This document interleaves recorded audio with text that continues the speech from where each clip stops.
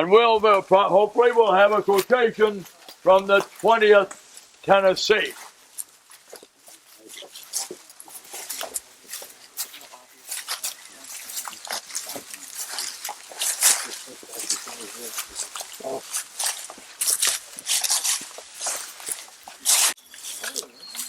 The tide has turned.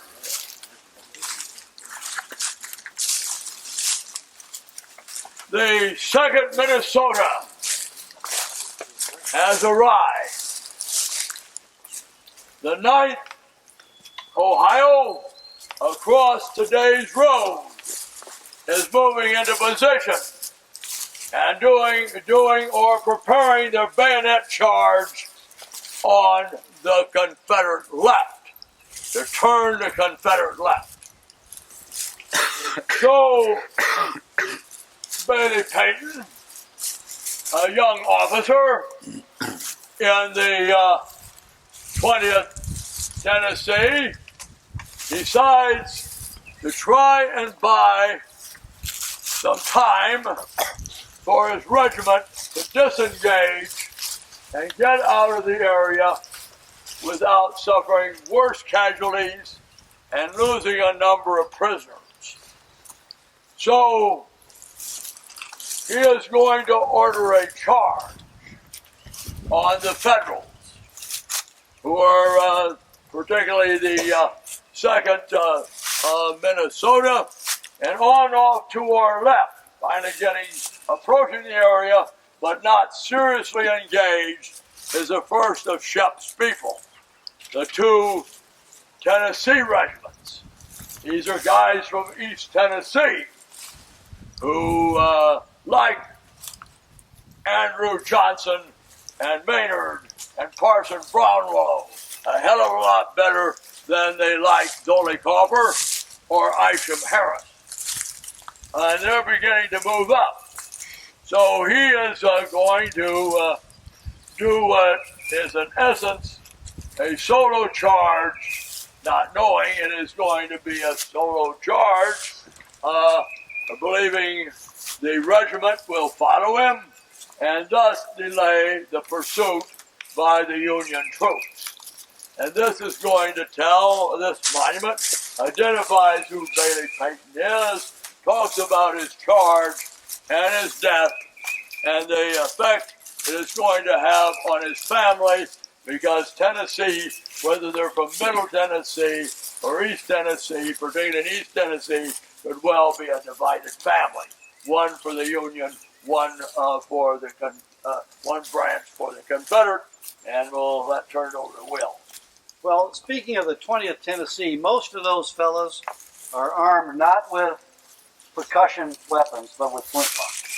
And I think that's something that it's hard for us as Civil War students to imagine a fairly significant sized battle where a number of these soldiers in 1862 are fighting with weapons barely improved from the 18th century. But firing a flintlock musket in rainy conditions creates a lot of problems. This is one of the major improvements of the percussion shoulder rifle, is its reliability in firing during all weather. So one of these fellows, a fellow named Cooper, who was in the Peyton's regiment, the 20th Tennessee, said that the rain was descending in torrents and our flintlocks were in bad condition. Not 1 in 3 would fire. Not 1 in 3 would fire. Well, they've got enough problems without their guns not working. Mine went off once during the action, and although I wiped the pan and primed a dozen times, it would not go off anymore. So that's another element to add to the equation here why the Confederates get overwhelmed. Now, as we have a perspective from the 15th Mississippi making the assault up the slope towards that fence, just let me share with you 2 brief descriptions. One from the Mississippians and one from the Minnesotans, who are on the other side of the fence. Mississippi boy says, our boys rose with a yell and charged them. Now they're coming out of the ravine just behind us, which we'll walk to in a minute, so you can see that they are in cover till they come up over this ridge But as Bill and others have described, the conditions are such, it's very difficult to see what's going on here because of the battle smoke and the fog and the rain. Going in front of the company I was leading at the time, I soon got to the fence. And there, from 10 to 20 yards, was the enemy line falling back. Our entire line, putting their guns through the cracks of the fence, fired into them with ball and buckshot. And the scene that followed defied descriptions. The screams and groans, officers cursing and begging, and trying to rally their men. Lieutenant Freeman jumped up on the fence and called for Company B to follow, but just at that time, another fresh regiment arrived. And this is Horatio Van Cleve, who will rise to higher command in what will become the Army of the Cumberland, but at this time merely regimental commander of the 2nd Minnesota, writes, "We were so close to the Confederates that one of the men had his beard and whiskers singed by the fire of one of their muskets. Another caught hold of one of their muskets and jerked it through the fence. Two stood and fired at each other, their muskets crossing, and both fell dead." Now, there's a graphic, brief description of the fighting that occurs right in here. But as Ed indicates, what's going to change the equation here? The arrival of fresh Union troops, particularly the 9th Ohio on the other side of the road, 1st and 2nd Tennessee, East Tennessee on this side of the road, and the fact that the Confederates are just about running out of ammunition, running out of steam, making these assaults. Carroll's Tennessee Brigade of Confederates does arrive, but does not get involved in the assaults here. Instead, takes a position as a rear guard behind us, which we'll talk about at the end of our walk, and they're able to hold off the Federals long enough for the bulk of Zollicoffer's troops to retreat back to their camp. But the high water mark for the Confederates is reached. Along this fence, Federals attacking around their right flank and forcing them to fall back in this direction. And now, there's not so much about combat as it is about saving the Confederate Army from disaster. To build up on the brief remark of Will about flintlocks. At the Battle of the Clouds, it'll be raining just like this, and both the Continental Army of George Washington and the army of Lord Howe will be disarmed, and the battle will not take place.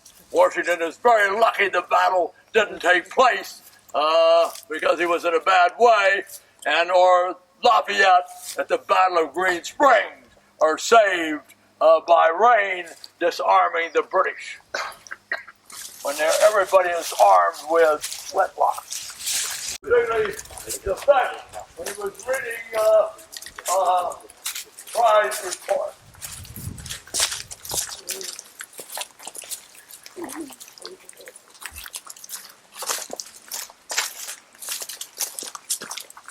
Find out the Yankees are only going to fire about 80 rounds of artillery ammunition in the battle. And they are going to have 12 guns on the field. The Confederates are going to fire maybe a dozen artillery shells during the battle.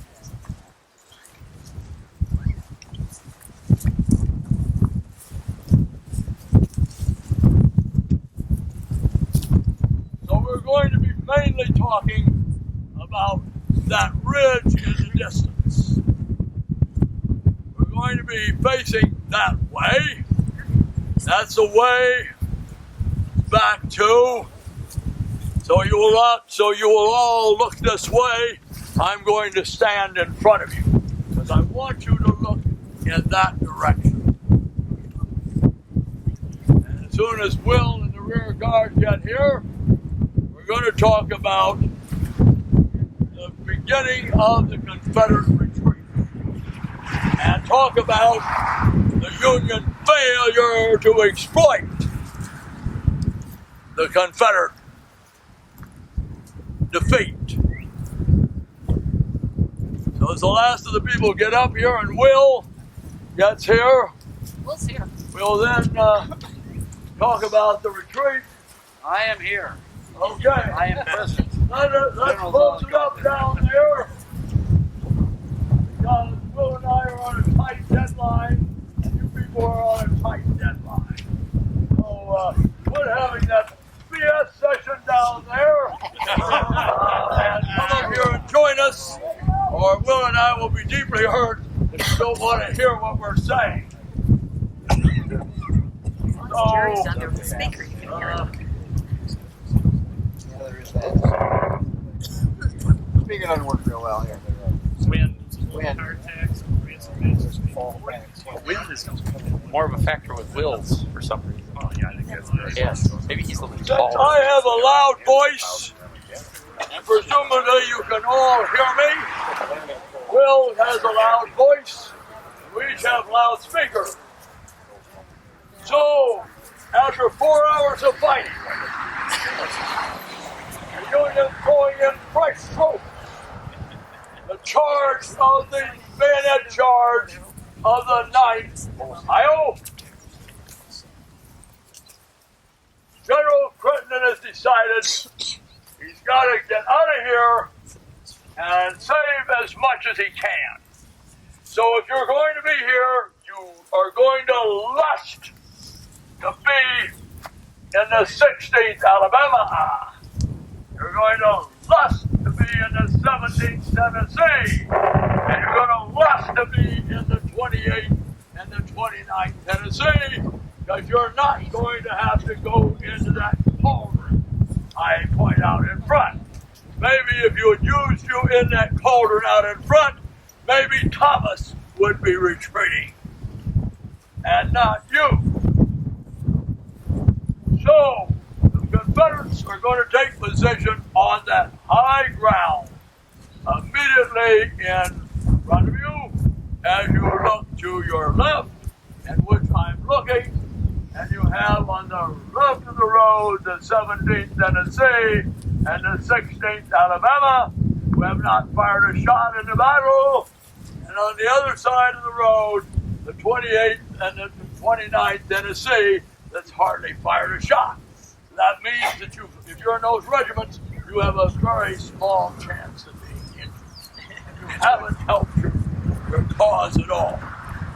And they're going to have Rutledge's 2 guns. Rutledge will fire about a total of 10 rounds in a battle. Even the Yankees, when employed, 12 cannons will fire only 80 rounds. This is a small arms and bayonet engagement. The Union are not going to pursue with any alacrity. If they pursued with alacrity, you would not have any of these people at the Battle of Shiloh on the 6th and the 7th of April. And maybe we'll find some good description of what is happening now. We go over the retreat, and we'll walk by, we get back, we'll go by the 150 Confederate gravestones. They're not buried. When Gabriel blows his horn, nobody is coming out of that ground where you see those 150 stones. They will come out of that mound of earth. Right. And there you'll also see the Zolly tree. You'll see the Zolly trap, the Zolly Carver Monument is dedicated and pictures of that and get on the bus. And Will and I can talk about those. There's a monumentation here. I want Will to talk about it.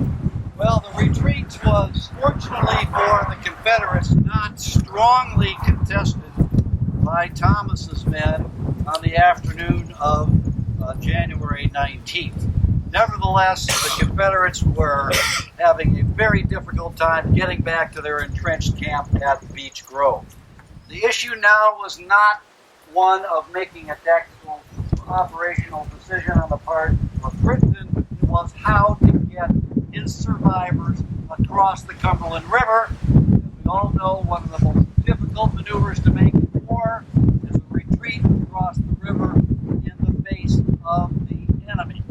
And so, using the strong position at the fortified camp at Beech Grove as the rallying point, Confederate survivors went there under cover of darkness, utilized several small scows, and primarily the little steamboat Noble Ellis to evacuate the rest of the army across the Cumberland River to the south side, where there were fresh Confederate troops there holding the high ground with artillery. And by the time the Federals reached Beech Grove, the north bank of the Cumberland, the Confederate Army had made good their escape. Thomas would spend a good deal of time after that destroying the earthworks at Beech Grove. Very extensive. He assigned a regiment the responsibility of knocking them all down so that the Confederates would not have the chance to come back and utilize them. Meanwhile, Crittenden's army is making its way back to the south and to the west, and as one man described it, it was a great funeral procession for a great many of our fellows who, exhausted and crazed, fell by the wayside and perished. These are not men counted as casualties in the Battle of Mill Springs, but nevertheless, their deaths were caused by the fighting of the earth. So when we go back there, those monuments, one for each of the 150, they're memorial. Got your picture of them. Where the Confederates are really buried is to the right of them, under that great mound. Get your picture of the Zollicoffer Monument, and then we will discuss, because of the shortage of time, Will and I will discuss the dedication to those monuments, which hopefully you'll take pictures of on the bus when we leave here. On Falls, and on and had driven the home guard out of Barbersville by the 19th of September. He's getting more aggressive now and had moved into the London area with his cavalry as early as the 5th. In view of this, the officer Gerard becomes very concerned because all he has here is Camp Wildcat, a place he selected in mid-September, is the 7th Kentucky Infantry. They've just been enlisted. They have learning both the soldier, the art of the soldier, and have a key occupation plan. And he learns that the enemy has reached, in large numbers, Zollicoffer's people have reached London. And that means that when we saw London on the way up here, they're en route to attack Camp Wildcat. And Gerard will communicate back to the command post, General Thomas, who was back then at the time at Camp Dick Robinson, back on the Dix River, near Lancaster, and about 20 miles east of where we were when we were at Perryville. And he orders Alvin Shep, a Hungarian revolutionary who had had to flee to the United States after the failure of the Hungarian Revolution, and he is going to be set up here with his command, consisting of the important regiment is the 33rd Indiana, commanded by Colonel John Coburn. He's going to have with him the 17th Ohio. He's going to have with him the 14th Ohio and the guns of Company B of 1st Ohio Artillery. So that's they're going to arrive here on the evening of the 18th. They've arrived just hours before the Confederates are going to try to seize this place. And they're going to see down there, which we're very lucky, because the Wilderness Road still exists. Now, these people here, we're all about it here. Now, the first man to discover Cumberland Gap was Dr. Walker, an English chap. He arrived in Cumberland Gap, and there's a little ditty, a mountain tune about him. Dr. Walker, an English chap, back in 1750, discovered Cumberland Gap. But he gets very little publicity. He'll be coming up what becomes the old Wilderness Road, which were Indian trails before, but doesn't get much beyond London. And he goes back. And you will not have anybody up here at the Cumberland Gap who everybody knows will be not till 1769. And that is going to be Daniel Boone. And he is going to come through Cumberland Gap. And he is going all the way to the bluegrass country. It's going to be the principal immigration route into Kentucky. The Indians' dark and bloody ground. And in the 1790s, it will become, the Wilderness Road will become will be a surveyed road. And we're going to have, not only you have Civil War here, but you have the story long before the Civil War, long before Daniel Boone and Dr. Walker, that English chap, you'd have the Indians as they come through here into Kentucky. So you're going to be going, we came up a section of the old Wilderness Road, which is going to go off to my left or to your right when it leaves here. So remember, this has been part of history long before the Battle of Camp Wapping. Ready to step off? Okay. Are they coming back here? Yeah, coming back here. Good shot, balls, and log chain. Anything they can get in, the Union will fire exploding shells. This will be Company B, the 1st Ohio Artillery, who fought the rebels at Mill Springs.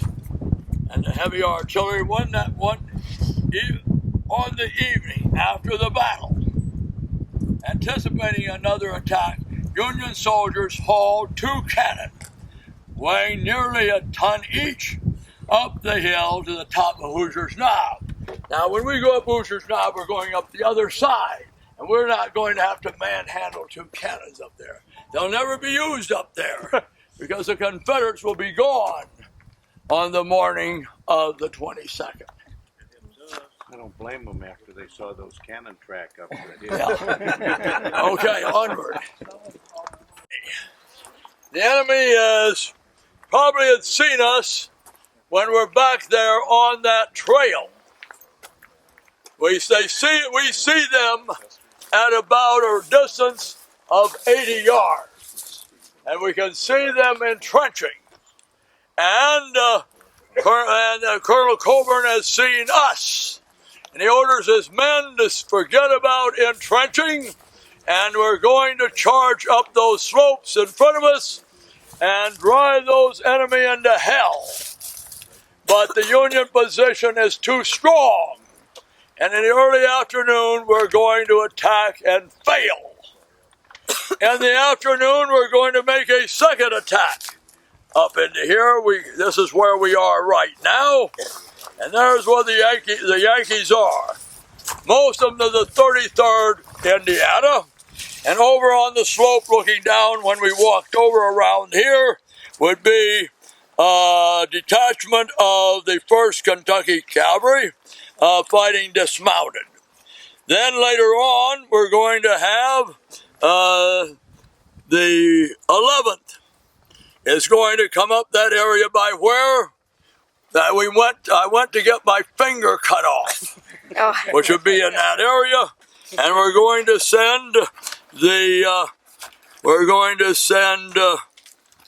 what regiment is this? 20th. The 20th Tennessee will spearhead the second attack, and they're going to be no more successful than the first. So now we'll go up there. If as Confederates, we're going to wish we got up there. We are never going to get up there. The enemy is going to repulse us in the morning, in the early afternoon, and in the middle of the afternoon. That night, Zollicoffer, realizing the Union has been reinforced, is going to abandon his position, go back first to London, and then to Barbersville, and then to Cumberland Falls, and then to Cumberland Gap. So let's go up there now. Any questions? Do we know where Zollicoffer himself would likely be? Zollicoffer is going to be down below us someplace organizing the troops. Down in there, probably not too far from where we, about halfway before we got on the bus where we got off the buses, and in that area where we saw that farm. You saw that farm that is still being farmed, probably in there. All right, onward. You're going to see the names. 4 companies of the 33rd and the we are in the trench. Up there, we're going to be on the top of the knob. Those were those 2 cannons we put into position on the night of the 21st and the 22nd.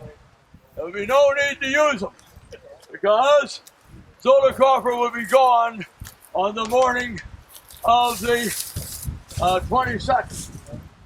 So here we are. This is a profile. Now, as I say, when we're out there 80 yards, the men of the 17th Tennessee, Colonel Newsom, can see the Yankees working on these trenches. They've been here less than 8 hours. They've been digging with long-handled shovels, long-handled axes.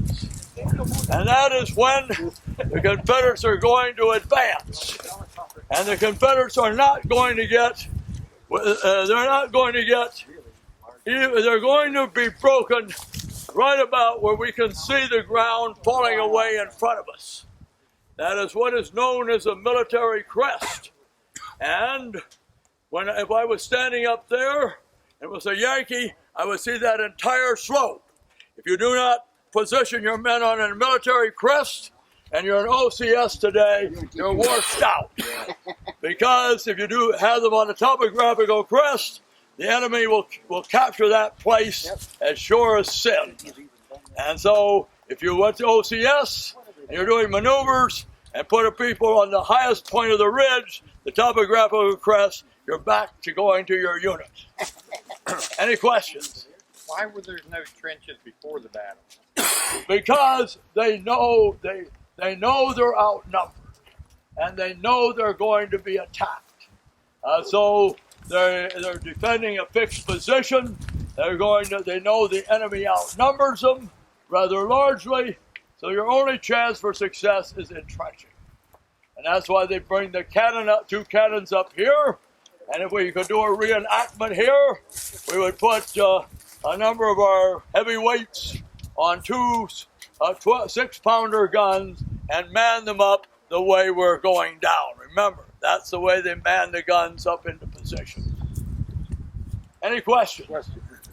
Why wouldn't they put the trenches farther up so they're at the They would probably have been better, there would have been some advantages of doing it. Because he would have his place on the military crest, but he has only a limited number of men. So I think he's doing it on the number of men he has, which is 4 companies, not his whole regiment. He's going to have bad luck at Thompson Station next March 5th, when Bedford Forrest is going to capture himself and his entire brigade. It'll be, I should say, it's going to be the 5th of March of 63. So he's going to be exchanged and play a key role in the Sherman's Atlanta campaign. He'll be an important player along with the 33rd Indiana in the Atlanta campaign. How many in the 4 companies? The 4 companies, they're a new regiment. I would say probably I would judge probably guessing probably 70 men. So it'd be 4 times 70. There were about 800 men up here altogether, 200 home guards, really irregular fellows, a couple of companies of the 1st Kentucky Cavalry dismounted, and the rest those Hoosiers. Well, it was Hoosiers. And so that would be about right, about 450, 500 Hoosiers. There are 4 companies of Hoosiers up here, and they're in the front line. And we better go now because we conned Roger into going much further than he wanted to. So we do not want to be late, and these men have already pioneered the way we're. How are you? Good. Basically looking basically looking straight north. With your antenna the entire Hero Pat Claiborne is going to be at 7:30 a.m. on the morning. Let's close it up. 7:30 a.m. on the morning of the 30th of August, having left this camp 2 miles south of us at Bobtown, where it spent the night. General Munson has been unable to contact, as we heard, General Nelson. And he's a little frustrated. He has to send a message or sends 2 messages. What should I do? And he doesn't hear. And Munson doesn't want to be branded a coward after the war. So he is going to advance his men southward from Richmond and is going to be reaching possession of Mount Zion Church that we passed with his 3 brigades, with his 4 regiments. His 4 regiments have only 3 that have ever been in a service any length of time. Pat Claiborne's men are veterans. And Claiborne arrived, and you can see on your map the creek in front of us. See where we're right here? Claiborne is going to deploy his men in the lee. This man knows the difference between lee and windward, I hope now. In the lee of that ridge. Lee is on our side of that ridge. That's where Claiborne deploys his men. That will be the men of Hill's brigade, Tennesseans, and Arkansas. 1 Arkansas regiment. Smith will come up and take position behind him, and they will be skirmishing with Manson's 3 of Manson's regiments on the other side of that ridge in front of us. Smith arrives, and he tells Claiborne, I want you to wait till Churchill's division gets up. Churchill has good walkers like we do. He is going to travel 12 miles before he gets here. So it's going to be it's going to be late morning before Churchill arrives. That time, in the meantime, they'll be skirmishing, and I will turn it over to Will with some quotes. But this is where the deployment began. That's where we came down here. We want to be where the battle began. Well, we all know we're looking north here, and we are along the original alignment of the old state road, which is this outlier here that will reconnect with 421 a little bit farther to the north. The intersection behind us is a wartime road as well. And you can all see where we are. I pointed them all out where that intersection is. Lancaster-Irvine Turnpike running east and west, and that will be the road running west that McCrae's brigade will take, and we'll talk about at a later stop. They will take that road to gain the ravine through which Mound Creek runs down to the north, and that will be the key tactical development for the Confederates. So when McCrae arrives, he'll go down the road where that bus is backing up and gain the ravine and move to the north. Now, on the high ground here is where the Confederate artillery deploys. This is a Texas battery under a man named Douglas and a Florida battery, the Marion, Florida battery of Ocala, Florida.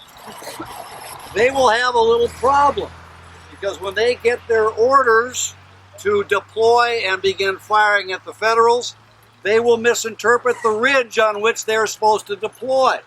And instead of deploying on the high ground here, they will deploy on the next ridge over, which puts them well within range of the Federals, and they will take terrible casualties before they figure out they're supposed to fall back. But once the artillery assaults begin here, the Indianans who are in Manson's brigade will feel the wrath of this Confederate artillery. One Hoosier says, as we stood here under the trees, I could notice a stillness, an unwanted stillness among such numbers of men, only broken by the thunder of guns, or as the rebel shells with fiend-like screams came crashing through the trees. One shell exploded to the right of the road, another before us.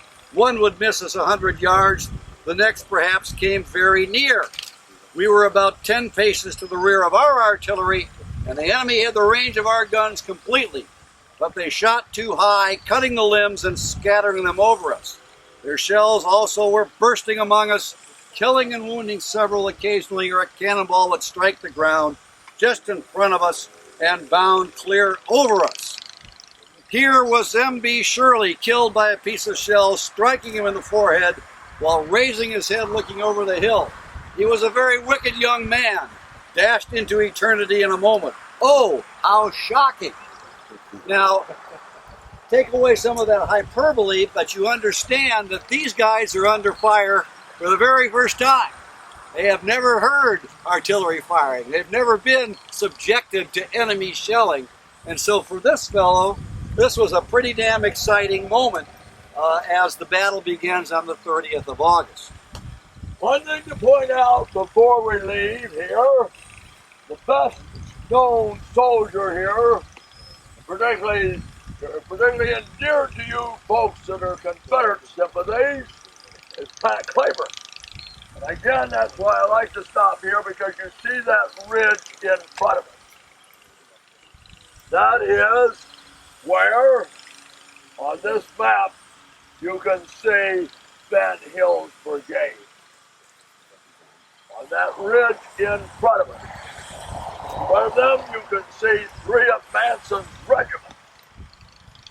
And in the skirmishing, while they're waiting for McCrae to come up, Claiborne began to set in motion to turn the enemy's left by sending the 154th Tennessee and the Consolidated Arkansas Regiment to his extreme to the right. And during this movement, Lucius Polk, the bishop's nephew and commander of the Consolidated Arkansas Regiment, is wounded. And Pat Claiborne stops to chat with him, and then he leaves him. He's very fortunate that he evidently opens his mouth very wide when he gives an order. Because when the bullet comes, he's going to be in that area of that ridge in front of him. It is going in his open mouth, just as I was worried the other day when you were asleep with an open mouth. Like in it. And it knocks 4 of his teeth out in his lower jaw and comes out the other side to a cheek. So at least when he gets his pictures taken, you can always get him in the side of his face and he's not shot. But he can't give any orders. So Claiborne turns over command of his division to Preston Smith. And Colonel Vaughn, the next senior regimental commander, take over the brigade. But I just wanted to give you an idea of roughly where Claiborne is going to be wounded. And one other thing to remember in terms of ground cover on this battlefield, you have open ground for a distance of a half a mile, 3/4 of a mile on either side of the road. And that's where the woods begin, particularly on the east side of the road. So there will be good visibility on at least for a half a mile on each side of the road, with the exception of the defilade formed by these ravines that have been such a major terrain feature in all of our battlefields. And the high ground behind you that you can see is the land feature called Big Hill, the last of those range of mountains, the crest of which is Wildcat Mountain on top of the boundary between Rockcastle and Laurel County. And up there on Big Hill is where, when I told and Will and I said on the way down, where the 7th Kentucky Cavalry Union, because they have horses that can run faster than men can. And they run into John Scott's cavalry, and they don't stop running until they get beyond Richmond. Leonidas Metcalf, a great Union soldier. All right, let's go back aboard the bus. Now be careful. Will? First large group we've had here at the new visitor center. We've been open 5 months here. This home was here at the time of the battle. I would not have wanted to been here about 11 o'clock on that Sunday morning. It was 98 degrees outside. There were soldiers everywhere. The house is a little bit small inside, so we're going to have to kind of do this in waves a little bit. There's a film to watch if you want to. You can just kind of mill around. There is a newfangled type of map that we have here that, as far as I know, no other battlefield has one like it. So, as I said before, the bathrooms are in the little building over there. This home was the commander's home for the ordnance after 1940. They gave it to the county in 2005, and we opened it last year.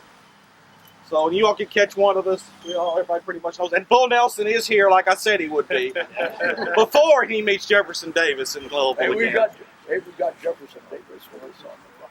All right. He's got a gun. They're going to have a recreation of And you should get more weight than you are, and a little shorter, and you could be Governor Moore. Well, I'd have to lose all my hair, too. I don't want to do that.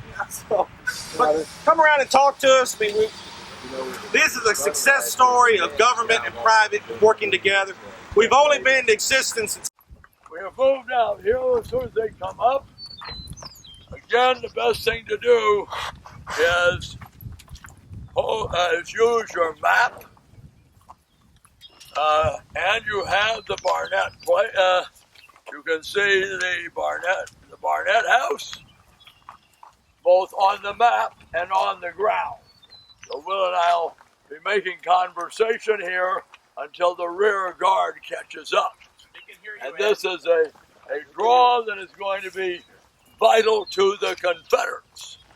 He's got the mic on, so they can hear you. They can hear you. Go ahead. All right, we've got the mic on, and we're going to, since we want to get moving, to get all the trails in, we will have to presume that if you're straggling, you may be like poor old Gibbs, and you may not be very interested. Maybe that's why you're straggling, but Gibbs has an excuse. Now, as you remember, Claiborne had arrived about 7:30. He has a 12-mile shorter march to get into action here than does Churchill. So Claiborne is going to come out and deploy his men in the area where we made our first stop, particularly in the lee of that ridge line on the east side of the road. And as we've said before, Manlin Munson has not heard from General Nelson. He sent messengers both with a message asking what I'm going to do to Nelson at Lexington and at Lancaster. Nelson is not going to get this message and reply, in which his message is going to be the opposite that Munson is going to do. Munson is going to be aggressive, and he is going to do what he is not supposed to do. He is supposed to fall back, but Munson has not received those orders to fall back and take position behind the Kentucky River. And with the information he's got from Metcalf, he decides to take his brigade and go forward. 4 regiments and artillery. And they're going to arrive in this area and be here before Claiborne ends. In this area, and they will then deploy skirmishers and push forward. And there will be an engagement going on, as Will pointed out. The Confederate artillery, both the Marion artillery, Florida, operating on the west side of the road, and the Tyler, Texas artillery, commanded by a person that's have a long record of good artillery service in the Western armies. Douglas will be too far forward initially, and particularly it's going to be bad for Marion's battery, the Marion artillery, Martin's, because he damn near loses his guns before, as Will points, they pull back into that high ground where we were first. Now, so there's going to be Claiborne's people. He's going to be wounded, are keeping the Union occupied, because Smith's orders are to wait the arrival of Churchill's men before the battle begins. Before the Confederates will, I shouldn't say battle begins, before the Confederates aggressively move to crush the Union force to their front. And when they do, as you can see, when they arrive on the left, they're going to have McCrae's brigade. These are Texans. Some of them have seen considerable action in the Trans-Mississippi. Others have arrived at Shiloh too late, but have participated in the Corinth campaign. So they are veterans. They've been pushed hard to get up here that morning, and they are going to be able to exploit the position that Munson has taken up. Munson has a comparatively narrow front, and most of Munson's regiments, 3 out of 4 of them, on the far side of the road, you can see on your map, confronting by Claiborne's division. Claiborne has now been wounded, and his division is commanded by Preston Smith. They have 1 regiment astride the road near here, and beginning to arrive are going to be the first of Cruft's men, who have had to come up here from Richmond. And Cruft's men are going to arrive, and I know our man that looks like Pat Claiborne has to loathe the colonel of the 94th Ohio, Colonel McMillan, who will arrive here first. But by this time, the Confederates have located the key to the position. And this is what is called Churchill's draw, name given to it locally. And it's going to be because of what happens here. And up this draw is going to come, as you can see by the arrows, men of McCrae's Texas Brigade. And they're going to turn the Union right. And the Union is going to start to fall back toward Zion Church.